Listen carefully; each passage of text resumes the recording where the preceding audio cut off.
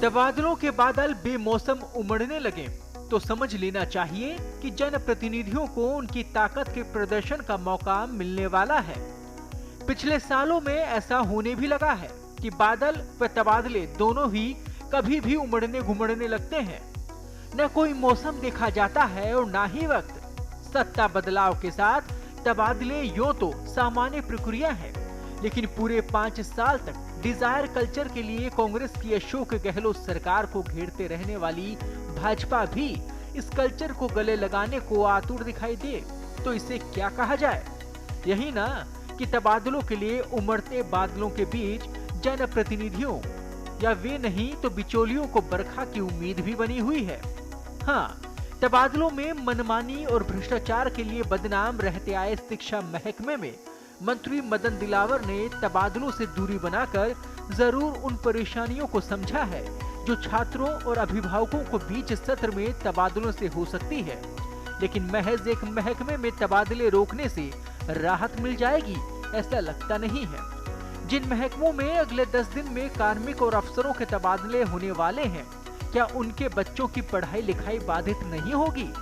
आखिर ऐसी भी क्या जल्दी है कि तबादले करने ही पड़े?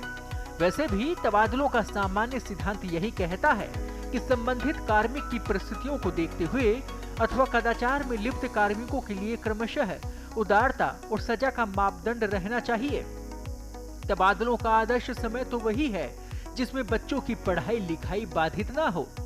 जहां तक बात डिजायर कल्चर की है, ऐसा लगता है कि प्रधानमंत्री नरेंद्र मोदी की विधायकों और मंत्रियों को डिजायर कल्चर से दूर रहने की ताजा नसीहत पर अमल शायद कोई कर पाए। लग यही रहा है कि सिफारिशी पत्रों का वजन रखने के बाद ही अधिकांश तबादला आदेश जारी हो जाएंगे। अब तबादले खुले हैं तो मंत्रियों के बंगलों में तबादलार्थियों का मेला भी लगेगा। इस मेले में वे ही सरकारी कार्मिक जुटेंगे जिनके लिए आचार संहिता यानी कि कोड ऑफ कंडक्ट में साफ लिखा है कि तबादलों के लिए डिजायर को अनुशासनहीनता माना जाएगा। लेकिन जब तबादलों की नीति ही नहीं हो तो ऐसी आचार संहिता भी हवा होती ही दिखती है। सवाल इस बात का है कि आखिर तबादलों के लिए कोई ठोस नीति क्यों नहीं बन पाती?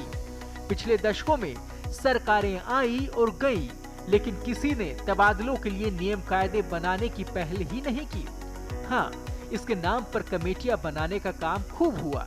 अफसर दूसरे राज्यों में भ्रमण करने भी भेजे गए, लेकिन जब डिजायर का दौर हावी होने लगे तो भला तबादला नीति कौन बनाना चाहेगा और क्यों बनने देगा?